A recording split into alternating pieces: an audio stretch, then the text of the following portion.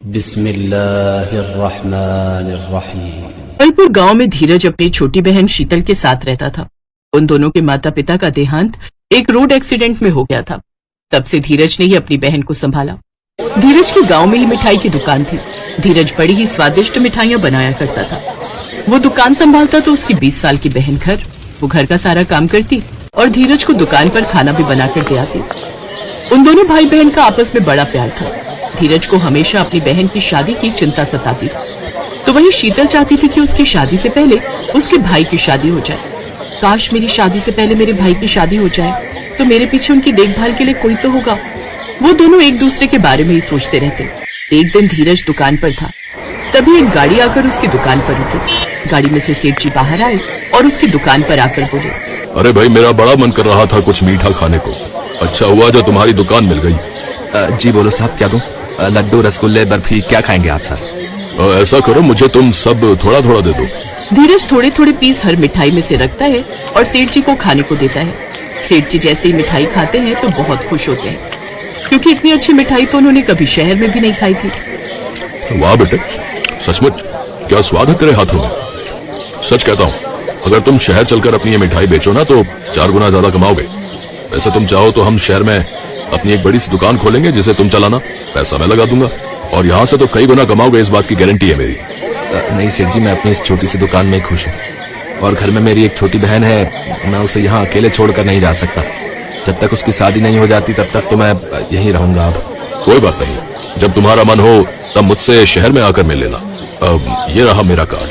अपना पता देकर सेठ वहाँ से चला गया। ऐसे ही समय बीता। धीरज को अपनी बहन की शादी की चिंता सताने लगी। उसने अपनी जान पहचान वालों से अपनी बहन के लिए एक अच्छा रिश्ता ढूंढना शुरू कर दिया, लेकिन शीतल का रंग हल्का सांवला था, इसलिए उसे लड़के आसानी से पसंद नहीं करते थे और जो पसंद करता वो खूब सारा दहेज मांगता। हे प्रभु, मेरी शीतल के लिए कोई अच्छा सा लड़का भेज दो जिसके साथ मेरी बहन खुश रह सके। फिर कुछ समय बाद कमला मौसी शीतल के लिए एक रिश्ता लेकर आई। लड़के का नाम अमित था, जो कि स्वभाव का बहुत ही अच्छा था। वो अपने माता पिता के साथ शीतल को देखने आया।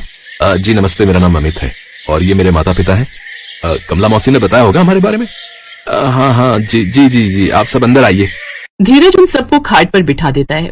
कुछ देर बाद शीतल उन सब के लिए चाय लेकर आती है, जिसे देख उसकी होने वाली सास आशा कहती है, आओ बेटी, मेरे पास आकर बैठो।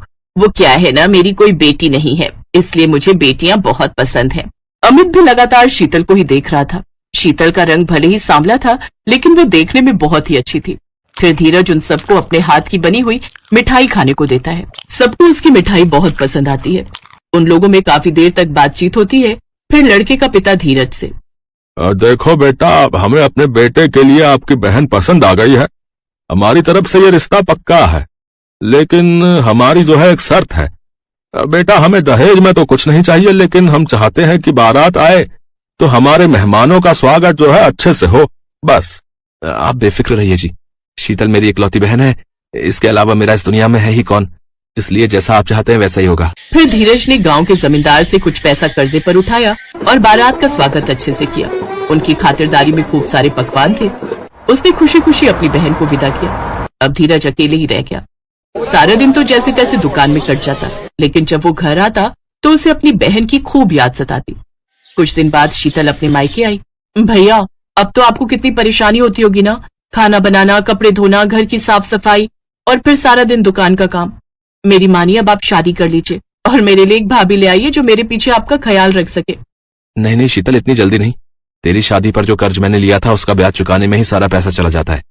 फिर मेरी शादी के लिए इतनी जल्दी पैसा कहाँ से आएगा? ये सुनकर शीतल को बहुत दुख हुआ। फिर कुछ दिन बाद वो वापस अपने ससुराल चली गई।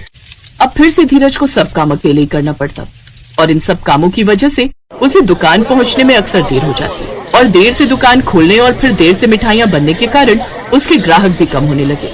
इधर कर्ज का बोझ बढ़ता ही जा रहा था। अब वो काफी उदास रहने लगा। क्या करूं, धंधा मंदा पड़ता जा रहा है।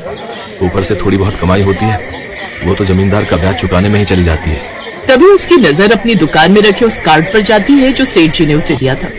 धीरज के पास अब शहर जाने के अलावा कोई रास्ता नहीं था।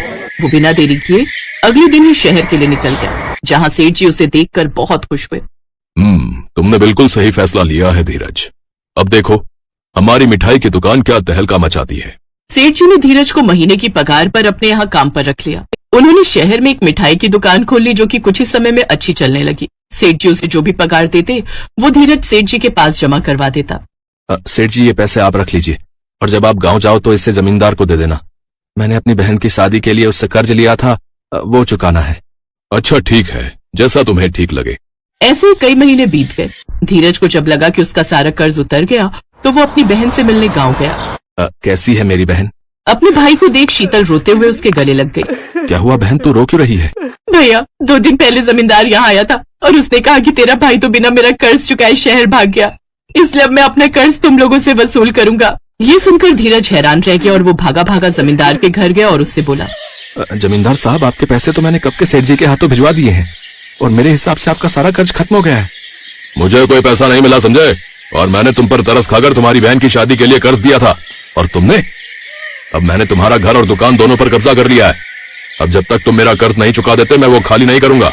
ये बात सुनकर धीरज को सेठ जी पर बहुत गुस्सा आया और शहर जाकर इसका कारण सेठ जी से पूछने लगा। बोलो, आपने ऐसा क्यों किया? अगर मैं वो पैसे जमींदार को दे देता तो कर्ज उतारते ही तू वापस अपने गांव चला जाता, और जो मैंने इतना पैसा दुकान खोलने में लगाया है वो सब बेकार ही चला जाता। अब तुम्हारे पास कोई रास्ता नहीं है, अब चुपचाप काम पर लग जाओ। सेठ जी की चालबाजी देख धीरज को बड़ा दुख हुआ। वो उदास मन से बाहर चला आया और एक पेड़ के नीचे बैठकर रोने लगा। उसे रोता देख एक बूढ़ी अम्मा उसके पास आई। क्या हुआ बेटा, तू रो क्यों रहा है? फिर धीरज ने रोते हुए उन्हें सारी बात बताई। तू रो मत बेटा, यहीं पास में ही मेरी समोसे की दुकान है, अगर तू चाहे तो वहीं पर अपनी मिठाई बनाकर भी बेच सकते हो। सच माँ जी, आपका बहुत बहुत शुक्रिया, लेकिन मेरे पास लागत के लिए भी तो कुछ पैसे नहीं है। वो तू मुझसे ले लेना, जब काम चल जाए तो लौटा देना। ये सुनकर धीरज बहुत खुश हुआ। अब उसकी छोटी सी मिठाई की दुकान चलने लगी, लोग उसके पास ही आने लगे। कुछ ही दिनों में उसने जमींदार का सारा कर्ज चुका दिया और अपना घर और दुकान को छुड़वा लिया। फिर उसने बूढ़ी अम्मा को भी काम करने से मना कर दिया और खुद ही सारा काम संभालने लगा। अब वो उनके साथ ही रहने लगा। अब शीतल भी अपने भाई और अम्मा से मिलने बीच बीच में शहर आती रहती।